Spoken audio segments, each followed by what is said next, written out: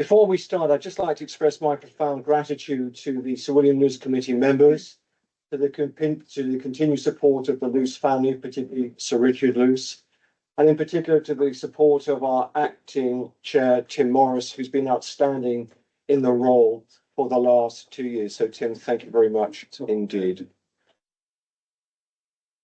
Today's lecture is to be given by Dr. Mariasole Pepa. She's a postdoctoral researcher at the University of Padua, and she's an affiliate researcher at the CEDEJ in Khartoum. Her work explores transformations in the Sahel through the lens of water and land, with a particular focus on alternative methodologies in research practices, ethics, and epistemologies. In recent years, she has co-led the Alta Sahel project with a specific emphasis on Sudan. In collaboration with geographers from the University of Khartoum, and as part of this project, she has co-edited the volume Water and Land in the Sahel, Mapping the Flow, which was published in June 2025, back this month, by the publisher Routledge in the series Studies in Africa and Geography. She is also co-founder of the Italian Association for Africa-China Studies and co-author of the book, and I'm about to massacre the Italian language, La Cina Global in Africa, or Global China in Africa. Since the outbreak of the war in Sudan, the appalling conflict that we're witnessing today, she's been working with the CEDEJ Khartoum in Cairo to launch the project Mapping the Sudanese Women in Cairo, which recently culminated in the exhibition Akhir Faisal, Faisal Last Stop. This exhibition will also be later showcased at the upcoming European Conference on Africa Studies. Today, Mariasole will be giving her paper titled Unarchiving Sudan's Memories, the Present War and Troubled Past. Mariasole, welcome to IMICE, welcome to the annual Sir William Luce Lecture. The floor is yours. Thank you.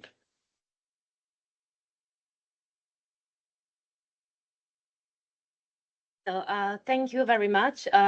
Before I start, I just want to express my profound gratitude to Durham University, to the Institute of Middle Eastern and Islamic Studies for making this fellowship possible, and the committee that give their time and energy for the fellowship. I know this fellowship comes with a lot of privilege that I acknowledge, and I hope that I've tried to make the best use of my privilege and my time here in Durham, and having the opportunity to engage daily with the Sudan Archive. And I'm also really, really grateful to the archivist and librarian at the Sudan Archive, because without their guidance and help in the last months, my work could not be possible. So thank you very much for allowing me to be here and engaging with this rich archive. The title of my presentation today is Unarchiving Sudan Memories, the Present War and Troubled Past. Before I will explain you in a minute what I mean by unarchive and what I've been done and doing during my fellowship in the last 2 months, but I want you, before that, really in a nutshell, what have been my proposal when I read the fellowship. The interest was in trying to connect the Sudan Archive, which, as you probably know, is a colonial archive that depicts a particular view of history, with the ongoing war in Sudan. And it's with this in mind that I start to question myself how the Sudan Archive, the colonial archive, could be used aiming the ongoing war. And the practice that I've been trying to put is the one of unarchiving. But before I go more deep in telling you what I mean with unarchiving, I think it's important to give a little bit of the context in which this idea came from, because of course the fellowship lasts for the last 2 months, but I start to write this proposal more than a year ago, start to reflect and think about how I could engage with the archive. And the idea came after. I will not go in deep and I will not talk about the current war in Sudan, because I'm sure you all are aware of the magnitude and destruction and the fact that of what is happening nowadays in Sudan. And the fact that still, if it's one of the world's largest displacement and humanitarian crisis, is receiving less attention compared to other conflicts, both in media but also in academia and research. I will not go in deep into that, but in the wake of war and displacement, many Sudanese, they were forcibly displaced to Egypt, and many of them are now living in Cairo. I lived in Cairo for the last year for around 5-6 months, working with Sudanese community and friends. And here the idea came about. I started to realize two things at a certain point. One, that in Cairo, but of course also behind, there was a lot of interest in engaging with memory, with question of the archive and how to archive during the war and how to keep trace of what happened, but also what is happening right now. On the other hand, like since few years now, I'm trying to trace the initiative, the digital initiative about archiving. And there was a consolidation, especially after the 2019 revolution, but also when the war started, a lot of those platforms emerged and amplified. And there is a lot of platform now. I put here some examples that are collecting questions regarding archive, heritage, art, and culture of Sudan. So on the one hand, I start to notice this interest and debating this interest with colleagues in Cairo.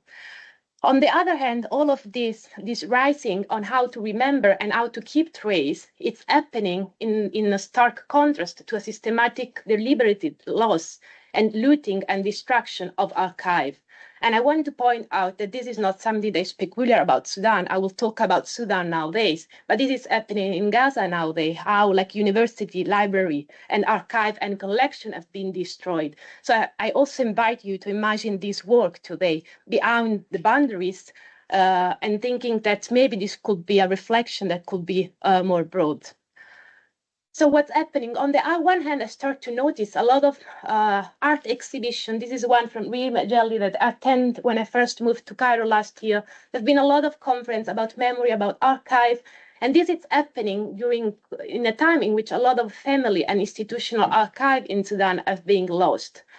Many families were forced to leave, of course, without bringing with them with personal and family archive, but also the institutional one have been looted. And I'm sure you are aware of the destruction that is happening at the Sudan National Museum Archive, as well as the Sudan National Archive. And it's in this context that I start to question and wonder, what's the role that the Sudan Archive, which is a particular kind of archive because it's an archive that depicts the history during the Anglo-Egyptian condominium, so the colonial history of Sudan. And of course, as you know, it collects a particularly point of view of history that's mainly the one of white Englishmen that are talking about the development and the story of Sudan, of the country, how this can be reactivated, reorienting, rethinking during the ongoing war. And this is the kind of question that I've engaged with during the last year. Of course, like when I start to think about archive and the Sudan archive, I start to think what is my approach and what's my theoretical and methodological lens into it. And the question have been interesting and I've tried to explore. Of course, as a geographer, I'm interested in question of space, how space is remembered, but how space is also lived and can be reconstituted, how it is narrated, and how we can reimagine space through counter practice. And this is a little bit what I've been done in the last year, engaging in workshop of counter mapping, counter narratives, and being interested in practice of counter archive. On the other hand, I've been inspired by the work of many colleagues that have a decolonial participatory approach to the archives. There is many institute collectives and colleagues who have engaged in this discussion as a way to question what is remembered in those archives, by whom, and which purpose those archives have been historically served. On the other hand, I've been interested in the last years in attempting to have a collaborative way of doing research and to be creative about research. And what I've been about creative, I don't talk about the aesthetics of the research. I'm not talking to have a nice output of the research. I think, and how my colleagues this morning were already outlining, we live in a really in a global crisis, someone call it polycrisis. And I think we need to be creative in the strategy we do when we do research. And we are in an inflection point in which we have to think outside the box or what probably we already know about how to do research. So with this in mind, the question that have inspired me and engaged me in the last year and a half now has been, how can I approach from this theoretical and methodological lens the Sudan archive? And my standpoint from this, it's taking the archive as nothing not that is neutral, is not a neutral depository of the past. It depicts a particularly view of history. And of course, there is a lot of critical scholar that for decades I've already talking about this, so I will not go in details. So I start to reflect, if we don't take into account that if we don't consider archive as something fixed, but if we consider them as political and life space, which other ways of engaging with archive are possible? And for this, I start to reflect, drawing a lot from post-colonial, anti-colonial, and decolonial thinkers, especially African thinkers, who from long time now have been reflecting on the relation between the question of archive, who detain those archives, in many cases Western country, and which kind of knowledge has been produced through this archive. And I think we are in a really important moment in which we should sit as researchers and academics and things, how we produce knowledge and for which purpose. And with this in mind, I start to reflect on this relation that Gugi, I think it's a great scholar that you all know that recently passed away. He wrote this amazing book already decades ago that's called Decolonizing the Mind, where he briefly states that decolonization did not end when occupation ended, but it gone on through decolonization and the control of the mind, of the culture, of the memory. So I've been reflecting on the relation with the power politics of the colonial memory and what's the role of this archive is having now in contributing to this memory. But I also like trying to think that, of course, archive has longly contributed to epistemic injustice, but what if we shake those archives to take out of them a different kind of knowledge, and if instead they can see as a path towards epistemic freedom, as Sabello claimed in many of his recent books. To do that, I start, of course, reading about archives, trying to find my way and my positionality within this literature. At a certain point, I come across the work of the anthropologist Tim Ingold. He wrote extensively about archive, but in his latest book, The Rise and Fall of Generation Now, he used this analogy of the archive, and he used a lot of the vocabulary that refers to land, to terrain, and to agriculture practice. And as someone that has been working with water and land and agriculture for the last years now, this is something that resonates with me. So what Tim Ingold say really briefly is say usually archives are perceived as space where there is layers of grounds that are staked up. And so there is an under and an over, a past and a future. And when we do archival work, we're excavating the past. What he suggests is that what if we move from an act of excavation, from an act of unearthing, which kind of other way of knowledge we can take out of this process? And it's more of a circular one, where under above are not more a linear process of seeing story and development and history, but where this movement is dynamic. And he suggests that by considering this unearthing, we can move from the archive to the unarchive. And when I found these concepts, I, of course, went and read, and this is what inspired much of my fellowship and what I've been engaging in the last months. So Tim Ingold referred to the philosopher and academic Erin Manning that she found already 20 years ago a collective that's called Sense Lab, that's a collective for Think in Motion, and it's made up of researchers, academics, artists, and so on. And they put up and have been engaged with this concept of the unarchive. So what Manning stated is that the unarchive as a pull, and its pull is to immediacies. It wants to activate, to orient. It always already activating and orienting. And an unarchive is a research creation process where the focus, and I think this is something I really like as well, is not on the outcome or the output, but it's on the process itself. And I think in a time in which every aspect of our life is capitalized, and also as academics, we have to deliver and produce product, I think to bring back the attention to the practice and to the process, it's something really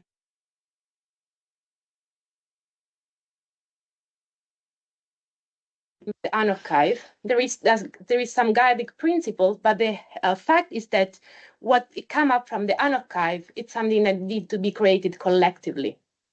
And this is what I've been trying to do, thinking collectively about how to approach the Sudan archive. So first of all, to do an archiving process, this process of research creation, we need an archive. And my way station to this has been the Sudan archive at Durham University. How I've been done this? Of course, thanks to all the support of the archivist and the librarian that helped me to navigate through this huge and really rich collection. And I soon realized that it was impossible to make a selection of material of all the archives. So I narrowed down the focus on Khartoum. And this was for a easier reason was the fact that I knew that many of the people that I will engage this material with in Cairo, they either lived or visited or spent time in Khartoum. And as I will tell you at the end, it's a way, like also as a starting point, it's been a testing to see if there is an interest in engaging with this archive and hopefully to expand on other topic on other area. So the selection that we have been made, because this is a really important part, already before coming to Durham, I start to reflect on the issue if I was to go to select the material from this archive, who was myself reproducing a sort of form of colonial, of selecting some kind of history or story that I want to brought to engage with. Of course, I don't think I overcome this issue at all. I've tried, and I'm really open to listen to other strategy. What I've been done is that I've been work really closely in collaboration with Du'a War, which is a Sudanese anthropologist and Sudesh Khartoum fellow. Without which any of this could have been possible. What I've done, I of course did a small selection. So there was the mediation, of course, of myself. I upload photo, microfilm maps, newspaper cut, and report of Khartoum on a Google Drive. And then for around a month, I've been in dialogue with Du'a online. We leave comment on the photo, on the picture, try to give reaction. And then finally, before I left to Cairo, we sit down on Zoom and we make the final selection of the material. And Du'a also facilitate and imagine with me the workshop in Cairo that I will tell you in a minute. So I know that probably Du'a is online, and I'm really thankful to her because, without this collaboration, this could have not been possible. So what I practically do after we decide which kind of material we want to print and engage, I print the material in Durham and I traveled to Cairo and I just came back just over this weekend. And this has been my proposal to try to bring out the archive, both theoretically, methodologically, but also physically from Durham University. Because as you probably are all aware, it's not easy to get access to Durham. Coming to Durham, it comes with a lot of privilege of different type. And one is to have a passport that allow you to get a visa to come in the country. And of course, there is a beautiful website, but many of the material also is digitalized, but can only get access in Durham. And this is the kind of material that I brought to Cairo, the one that it's more difficult to get access online. What have been our ways to unarchiving the Sudan archive, and with what reflection and objective in mind, with this idea that probably maybe through unarchiving, different kind of knowledge could come out of the archive, or maybe knowledge can be produced differently. And we have done this through two different steps. And I hope this can be like a longer project because I hope to can engage and have longer conversation.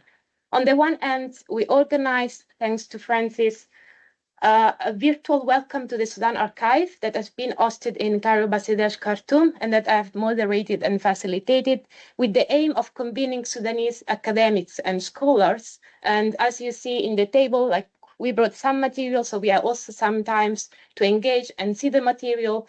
And again, like I think in the UK or in Europe, we sort of take for granted that everyone is aware that there is a Sudan archive in Durham. But spending time in Cairo, like engaging with Sudanese scholars, start to realize that it's not always taken for granted. It's also important to make connection for academics to know that there is this resource. And one of my aim by organizing this kind of seminar and having this virtual welcome was that hopefully this connection can remain behind my fellowship and that Sudanese academics can connect with the archive in the way they find more useful. So the first talk was more with academics to get their perception on the archive. And then the second part has been a 2-day workshop that had been hosted at the Gotha Institute Sudan in Cairo, and I've engaged 12 Sudanese artists. And I want you to show a picture both because, of course, they all have name and face, and it's good that you can also look at them, but also to outline the fact that for me was quite important from the start to engage with younger Sudanese artists for many reasons. Some of them it's because I think there is a lot to learn from them, from their experience during the 2009 revolution and the way in which they've been using art back then and now as art, also as an act of political resistance, and to engage with women. And this has been some of my commitment of the last year, because if we know little about what's happening in Sudan, sometimes we know even little about what happened to displaced community that fled the wars. And in many cases, we know even more little about what happened to women in this situation. So the workshop lasted 2 days. On the first day, we had a conversation about the Sudan archive. We looked together some material. We watched some of the microfilm on Sudan. Of course, I introduced this concept of the unarchiving and everything that to make them aware of the process and what was the ideas behind. And then, like in this room, we create different stations. So on one station, there were photo, on one station, there were video, on one station, there were maps, and another one newspaper cuts and diaries. And then we ask the participants to take their time to go around and to engage with the materiality of the archive, to come closer. And if they like, they could either have group conversation about it or leaving a note and reflect on the material. And we also ask them to walk through, to have a sense of the archive by reflecting on some of those questions. If new thoughts, does it make possible to think by engaging with the Sudan archive? Which kind of emotion does it possible to feel? And which kind of new sensation and perception does it open in the body? At the end of this, we had, of course, a talking circle reflecting on what was the experience of this sensing and like the materiality of the archive. And I think like this shift from the first to the second day, it's quite interesting because during the first day, it seems that there was a detachment from the archive. Many of the participants claim that this archive don't talk to their story. It doesn't narrate their story, so they didn't feel anything about it. But then the more we develop in the discussion, the more someone was claiming that by touching or seeing microfilm or maps of Khartoum, they remember feeling about being in the city. More than one participant claims that many of these documents about the colonial history of the country is not something that is widely studied at school. And as I think the issue of studying colonial school is something, a big problem that we have all across geography. And in Italy, it's the same. We know really little about our colonial past. And then we start to think about colonial thinking and how it's been influenced the nowadays war. So this was the first day. And I think to have this first conversation and enable what it was possible during the second day. So before the artist went, we left them with this prompt. We told them in the next day we will do a collage with the archival material that was brought as a way to break those images, those words up, to create new and more complex way of seeing and imagining. And we told them you can either work analogically, digitally, or express in the way it resonates and it feels more comfortable with you. And I want you to show, like, I know the time is limited, so I will just show like a few works that came out from the workshop. There is, of course, 12 artworks, and I hope they will find a space, appropriate space to be published and displayed in the coming months. The first one that I want to share with you is the work done by the video maker Shihab Sati. I left all the Instagram accounts. If you use Instagram or any social media, they're really talented artists that are worth to follow and engage with the work. He realized this video, and I think I want you to keep in mind that all of this was realized in like 4, 5, 6 hour workshop during a half day. And when I finished, I stopped and think about the beauty that could come out if we could engage in a 1 year or 2 year process with this archive. The video is called Where I Once Walked. And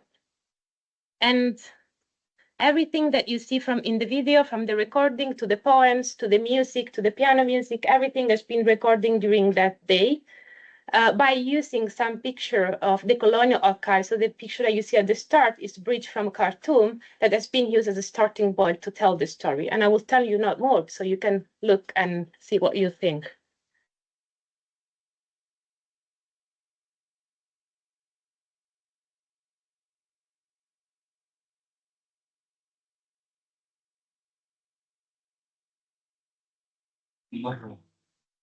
مررت من هنا وهناك. مررت أنا وأجدادي. ما متأكد هل كان ده ولا غيره، لكن متأكد إنه مشيت عليهم.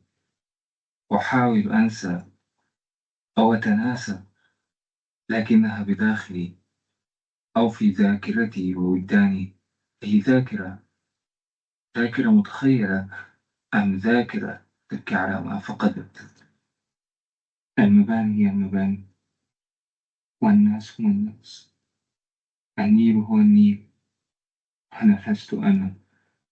كل شيء تغير، وذاكرتي تخدعني. وأنا راضي عن كل شيء، عن الماضي والحاضر والمستقبل، إذ كنت جزءا منه، وإذ كانت مدينتي جزءا منه. إن لم تمزقها الحرب أو الجفاف أو الناس، إن لم يمحوها منتصر أو يعيد وصفها أحدهم.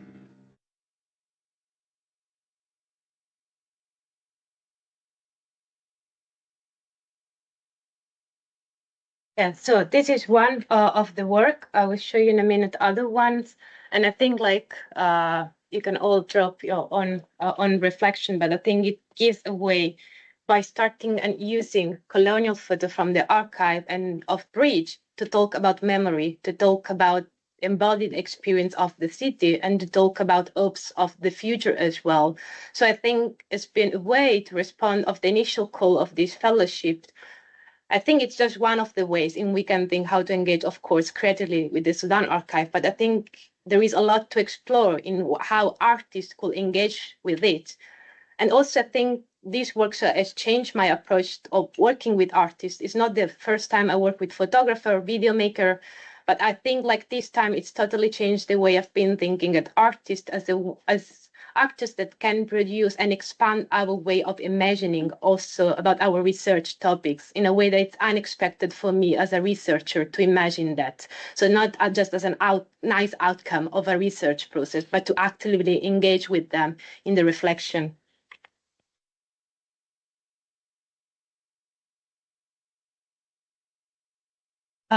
This is another work. It was digital collage made by Gadir Amdi. She's a graphic design. And I read directly what she said when we had, after everyone did and finished its work, we have a sort of storytelling of the work that everyone produced. And what she says that I want to use collage as a way to express my feelings about what is happening in Sudan today. For me, working by hand was a way to return to an earlier time, to a time before the war, when things carried different meanings and life felt simpler. As I start gathering materials, what I have noticed that are the image of military, soldiers, and police. I felt a strong need to express something else, hope, sorrow, life that still exists in spite of everything. This is why I choose to work more with colors than with image. In my choice of colors, blue represents Sudan, while red symbolizes the blood that fills the street. I intentionally left empty space in the collage to reflect the sense of waiting and uncertainty that we are all living through. I placed the image of a soldier to the side to convey that we're still waiting for someone to bring an end to this war.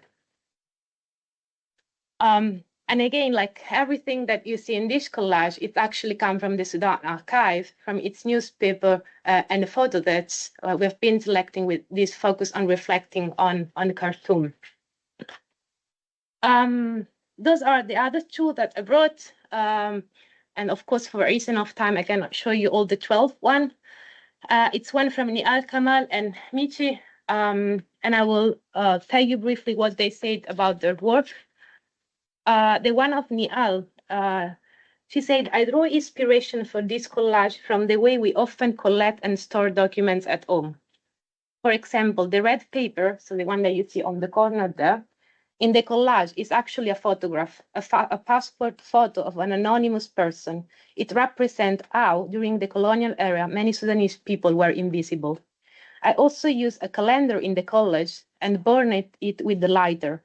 I wanted to show that those documents, like us, have suffered, endured war, and gone through so many hardships. And on the other end, the one of Michi, and of course, what she did, it was to reflect on bridges as colonial infrastructure, and to the fact that those infrastructure are walked through daily without thinking about their colonial history, how they were made, and in which time. So those are some examples. There are many that, of course, for an issue of time, I cannot show today.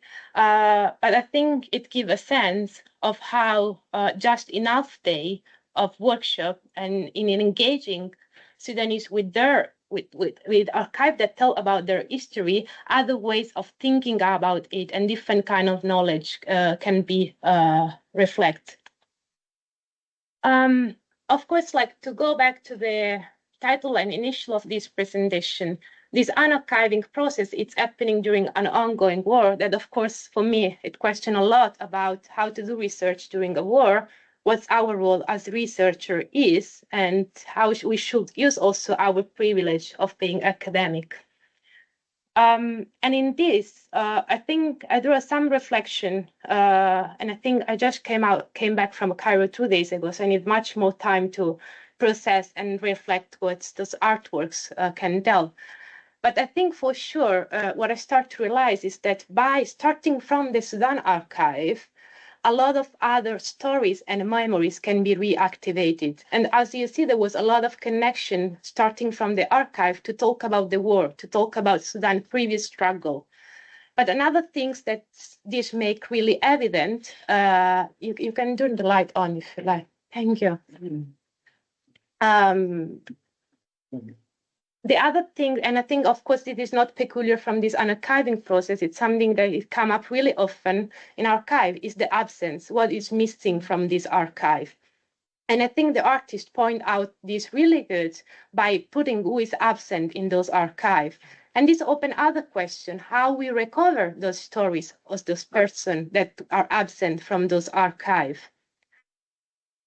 Moreover, at a certain point, one of the participants, after 2 days of conversation, he say, at the end of the day, we are the archive of the present.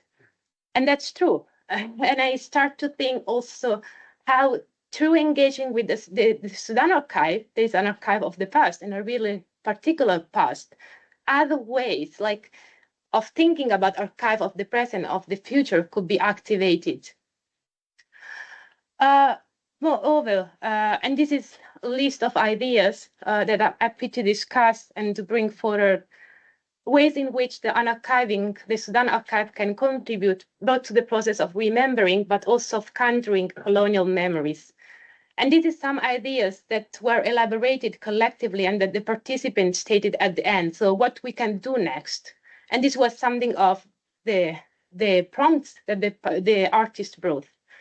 One was to, of course, launch a digital, like put it digitally on an Instagram page and to engage other Sudanese with the discussion and to see how they react with this colonial material. Another part, many of them, they say like, We don't know anything about this specifically photo or history, but I'm sure like my grandmother or my father probably knows something. So there was this interest in engaging in intergenerational conversation and recovering oral history as a way to fill those absences that are clearly like missing from the archive. The other aspect, and of course, this research will likely come at the end of my research grant, and I hope there could be a way of expanding, because I think there is a lot of interest of engaging with this archive. Of course, my ways have been one way. I think there could be many others. But many of the participants share their interest to have a long-term project, a 1-2 year project, in order to more deeply into the topic of the archive, but also to expand the topic and to have weekly or monthly discussion on specific topic like women or education or agriculture, and so to engage with the archive in a longer term project. The last one is actually, it's not a participant reflection, it's my reflection, and a little bit what I've been thinking coming back from Cairo is that apart from the possibility that the unarchiving can open to engage with this archive that is here, and I think it's so rich that should be shaking and activating somehow, it's also the importance of research and academics to create space of dialogue with communities, and especially in this time where, as you probably know, it's not easy to navigate the daily socio-political context of Cairo and Egypt. And so to have space, also physical space, to can meet and have conversation and being heard is something that is important. And of course, like also talking in the frame of today, they expand more, not just to Egypt, but to the Middle East more general. I think like that, of course, Sudanese community have been displaced not just on the continent, but also in Qatar, in many places. So I also invite you to think about how this kind of work can expand the boundaries of Egypt and engage Sudanese with their archive in other space.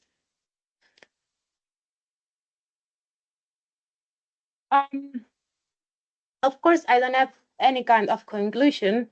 I have a lot of questions that I've been asking myself, and then I'm asking you today, and that I've been engaging with my colleagues in Cairo. And something that I've started to think is that, is it possible to move from the Sudan archive through the unarchiving process to form and mapping an anti-colonial archive? And Sarah Salem, she stated an anti-colonial archive is one that made up of that which might find difficult to archive: hopes, burning desire, ghosts, spectres, and dreams that remain unfilled. And in the same article, she adds that what is missing from archives is the layers of suffering that people went through. And I think that all these topics, the hope, the absence, the ghost, are all many of the topics that the artist brought out in the unarchiving process. So I'm concluding by posing out this question: if this through unarchiving is possible to mapping story and absence and hope to make and to turn into a Sudan anti-colonial archive. So thank you very much for listening. Thanks.